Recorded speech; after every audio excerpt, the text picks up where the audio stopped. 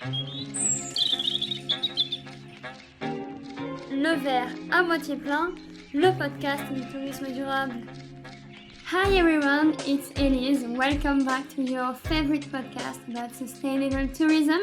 We are now at season 2 with some novelties, a new graphic identity, more guests, more interactivity. So you can discover now a new episode on Friday every 2 weeks. Together, we can find a path to a greater sustainable tourism. Today, we are heading to the land of the rising sun, Japan, with a very special guest, Nicki, from the tour guide agency Tokio Tours. So Nicki, hello and welcome. Thank you for being here. Thank you for inviting me. This episode will be a kind of audio guide for all the people who dream of visiting Japan. The first part will be dedicated to an interview about sustainable tourism in Japan, the Japanese culture. And for the second part, I prepared a kind of Q&A where some Japan's lovers send me questions for you, Nicki, because I think you can share your best advice to prepare a trip to Japan. So if you're ready, we can start. Yes, I'm ready. So Nicki, you founded Tokio Tours in 2013. It's your tour guide company in Japan.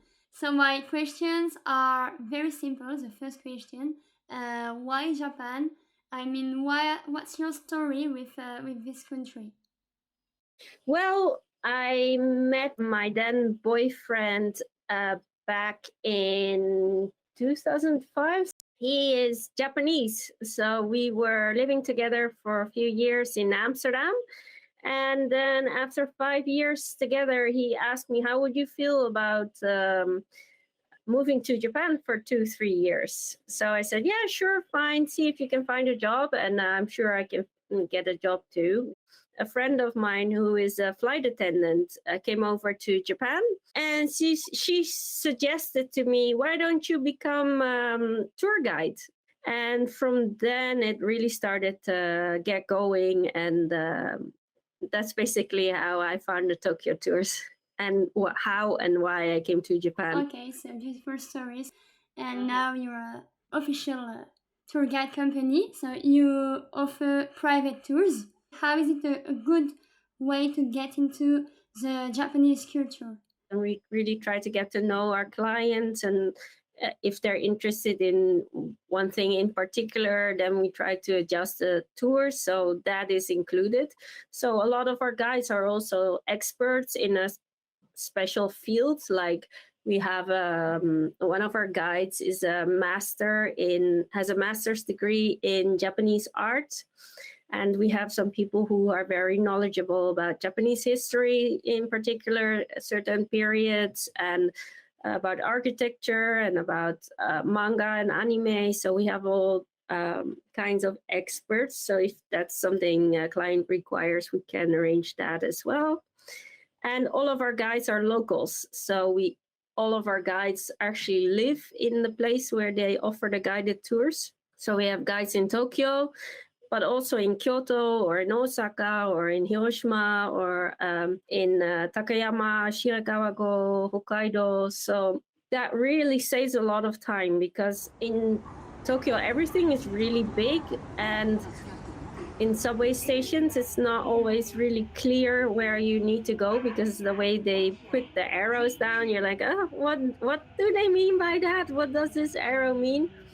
So it sometimes takes a long time to get where you need to be. So if you only have a couple of days in, for instance, Tokyo, it really helps to have a guide, maybe only for the first day, to explain to you how the subway system works, how to use your JR Rail Pass, to give you some recommendations on great restaurants to go to explain the area where your hotel is located, like what can you do around your hotel, where can you get something to eat, where can you get Band-Aids or something like that. So I feel it really helps you, especially in a country like Japan, where a lot of people don't speak English and not everything is written in English, especially on websites. It really helps if you have a local who can explain everything to you. Okay, and if I have a special request, I mean a special dream, I want to live in Japan, like experiencing a tea time tradition or calligraphy. You can organize this experience for us. Yeah, we can arrange that too. But if you have some kind of special request, like you want to do a tea ceremony, or you want to do Japanese calligraphy, or ikebana, that's the flower arranging, or we've had people that want to go to a dojo where they do some kind of martial arts, and sometimes they want to have a meet and greet with a special sensei who gives the lessons. We always try to accommodate our clients as much as possible, but sometimes it takes time because there's so many niche things that you can do in Japan, so we don't always already have the contacts. So if we know a couple of months in advance, then definitely. Like one time during foot and mouth disease, we had restaurant owners who wanted to visit a Wagyu farm where they massage the cows and where you can sample the meat.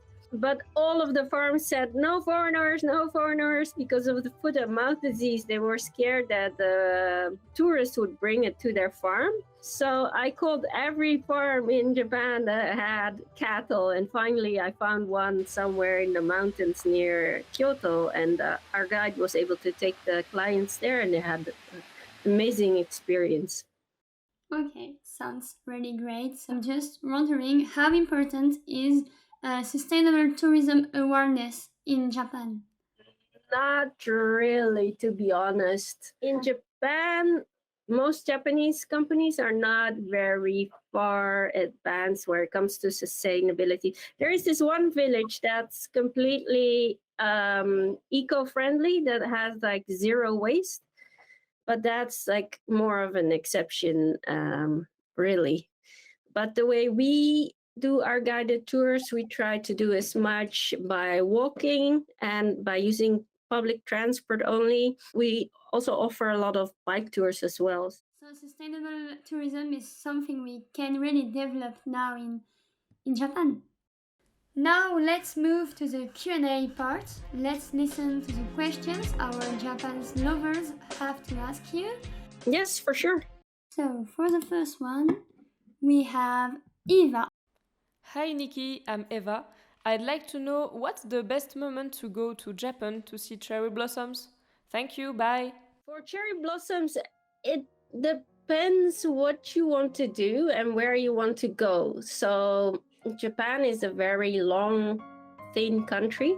So if you superexpose Japan over Europe, it starts in Norway and it ends in Tunisia. So if you only refer to Tokyo, then I would say end of March would be the best time. But if you cannot be in Japan at that time, you can also travel a bit up north, because Hokkaido, the north of Japan, is later for cherry blossoms. And there's also different kinds of cherry blossoms, like the regular ones, the light pink ones. Those bloom in end of March, usually it's around 25 to 28th of March. But there's also different kind of cherry blossoms, like the really bright pink ones. Those usually bloom a bit later. And there's even a special kind of winter sakura, winter cherry blossom. They bloom in January. And then there's also plum blossom and momo, the peach blossoms that are very nice. So you could even try to go to spots where they have those instead of the cherry blossoms. So you can even do some research and look for late blooming cherry blossoms or early blooming cherry blossoms to avoid the crowds, because if the country opens up completely, then it's going to be super duper crowded at all the well-known cherry blossom sites. Okay. And are cherry blossoms what we call sakura? Is it the same thing? Yeah, sakura means cherry blossoms. Okay, thank you. Now we have a question from Damien. Hello, Nikki. I dream about visiting Tokyo. What's your favorite district in Tokyo and why? Thank you. Bye. Oh, that's another hard question. The thing that I really like about Tokyo is that there's always something to do. So even after living there for 10 years, I would still encounter things I'd never seen before. And also throughout the year, different things happen. There's lots of festivals, those are called matsuri. And there's usually something special happening. It's often around religious events and situated at temple sites. Like in July, there's Tanabata, a festival of stars. For that, you can go right behind the Imperial Palace. There's a big temple that is really amazing when there's Tanabata festival. There's lots of people dancing. Then there's another summer festival that's all about the harvest. So people dance and they make music. They have some wooden instruments that they kind of clap together, kind of maybe reminiscent of castagnettes that the Spanish people have. So something similar to that. And they dance with those to scare away the crows so they don't eat the crops. So yeah, it depends on what type of mood you're in. I mean, Yanaka is more a quiet area, so that's really nice to stroll in, and it's also close to Ueno. So Ueno Park on a beautiful day, especially with cherry blossoms, is super nice. And then if you need electronics or you're in the mood for something crazy, you can go to Akihabara.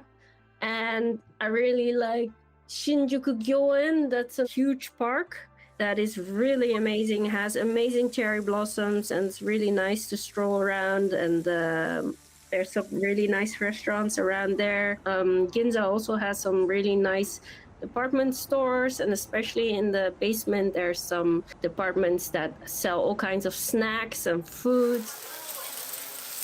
Yeah, there's so many nice places in Tokyo. It's really hard to choose one. Now another question.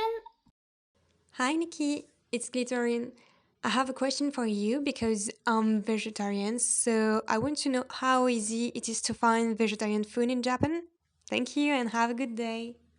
Although it's getting better, if you want to eat strictly vegetarian or vegan food, either there's some temples where you can have like strict vegetarian or vegan food, because that's according to the Buddhist religion. But if you really want to keep to your diet, I would not go to a regular restaurant and say you're vegetarian, because a lot of the time the broths and some of the ingredients will still be non-vegetarian, because a lot of the stock is based on fish. So even if the rest of the meal will not have any meat or fish, then the stock will most likely have some fish ingredients. Also, soy sauce is usually made with fish stock. So if you want to stay on your diet, you should go to a special restaurant that only serves vegetarian or vegan food. There are now more and more restaurants that primarily focus on that kind of food. Okay. The main food specialties in Japan are rice, fish. Rice for sure, but there's also lots of different kind of noodles, like udon noodles and buckwheat noodles. There's somen, those are really thin noodles, usually eaten in summer. There's ramen, so noodles too, usually with soup, or you can dip them in some kind of sauce. Then there's yakiniku, that's, you have like a barbecue and then you put your meat on the barbecue that's on your table. So that's really fun to do, and it's super high quality meat. So if you are in Japan, I would definitely recommend for you to try yakiniku, if you're not a vegetarian, that is. Then, of course, there's lots of fish, so grilled fish or sushi. And there's lots of fried food like tonkatsu, that's like kind of similar to schnitzel. Yeah, Japanese kitchen has all kinds of food. Sometimes I used to have clients that were like, yeah, we want to try typical Japanese food, but we don't like rice and we don't like fish. So can you do something else? So you don't necessarily have to eat rice if you're in Japan. And now we have a question from Nadine. Hi Nikki, it's Nadine. How long would you recommend to stay in Japan? Thank you, bye bye. Well, it depends on whether you're first time traveler to Japan or you've been there a couple of times. If you're first time traveler to Japan and you really want to see the country, there's a golden route is what they call it. And that's Tokyo. So I would stay at least between 3 and 5 days to really see Tokyo. Then take the train to Osaka, stay there 2 days. If you are into amusement parks, you should definitely go to USJ, Universal Studios Japan. And then go to Kyoto for 2-3 days, 1 day to Nara, maybe 1 day to Uji. And on the way back, stop at Hiroshima. Or if it's winter, you can go to Nagano and see the snow monkeys who are in the hot water and they're enjoying themselves in the snow. That's also a really fun thing to do. But it's a bit far. It takes about 6 hours to get there. So you definitely need to have some extra time for that. Other than that, Takayama, Shirakawa-go in Gifu are very nice. Kiso Valley is very beautiful with the Nakasendo Trail.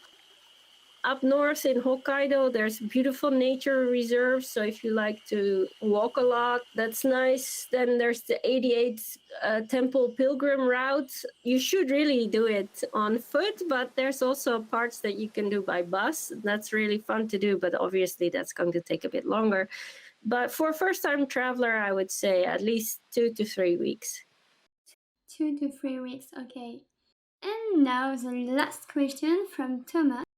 Hi Nikki, it's Thomas. We want to Tokyo, Kyoto, Osaka, and Mount Fuji. But if we want to visit Japan differently, we got less touristic places, where can we go?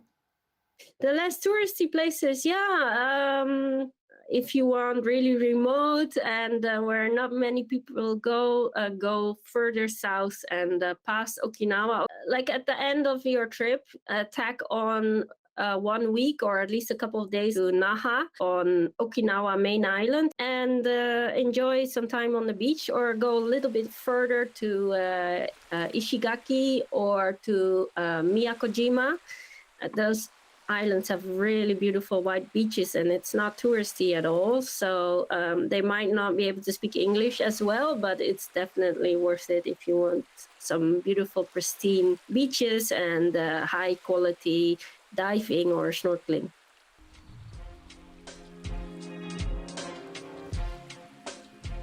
Before we close, is there anything you would like to add, a message you would like to share to our listeners?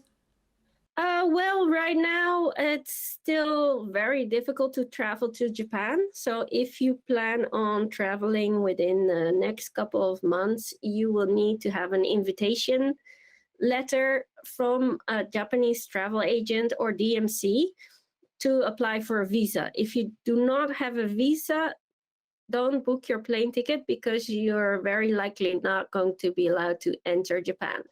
Okay, so we need to be with a tourism agency, DMC. Officially, the rule is that you need to be accompanied by a guide the whole time you're in Japan, but no one is checking.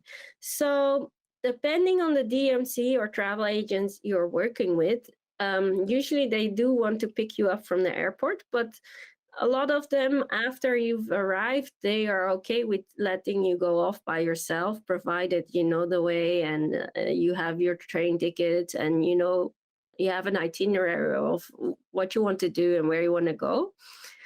A lot of them are okay with you doing that by yourself. Then again, they are still liable. So in case you get into any kind of trouble, they're still liable for anything that results from that. Okay, thank you. That's really good to know. Last question, maybe. Where can we find Tokyo Tours on social media? I'm on Instagram and I'm on TikTok and I'm on LinkedIn. So if you look for Tokyo Tours, and that's Tokyo with an I, not a Y, so Tokio, Tokyo, and then Tours, Tours, and it's one word, so Tokyo Tours. Okay, great, thank you. I will add it below as a podcast. So now it's time to close.